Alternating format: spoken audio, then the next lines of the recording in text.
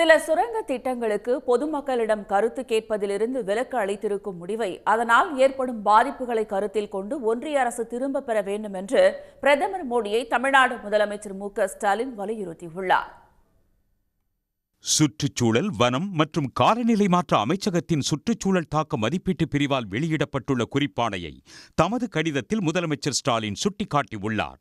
அணுக்கனிமங்கள், சுரங்கங்கள் மற்றும் கனிமங்கள் சட்டத்தின் முதல் பகுதியான டி-யில் அறிவிக்கப்பட்டுள்ள முக்கியமான மற்றும் அரிய வகை கனிமங்களுக்கான சுரங்க திட்டங்களுக்கு பொதுமக்களின் கருத்தை கேட்க தேவையில்லை என்று குறிப்பாணையில் தெரிவிக்கப்பட்டுள்ளதை முதலமைச்சர் சுட்டிக்காட்டியிருக்கிறார்.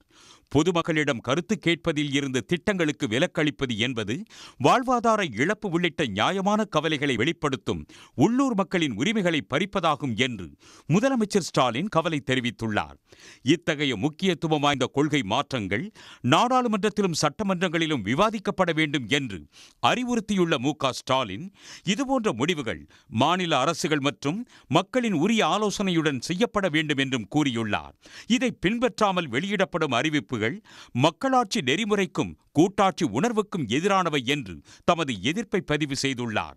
இந்த விவகாரத்தில் செல்வ பெருந்தகை, அன்புமணி, சு. வெங்கடேசன், ஜவாஹிருல்லா ஆகியோரும் ஒன்றிய அரசுக்கு கண்டனம் தெரிவித்துள்ளனர். உடனுக்குடன் செய்திகளை தெரிந்து கொள்ள சன் நியூஸ் பெல் ஐகானை கிளிக் பண்ணுங்க.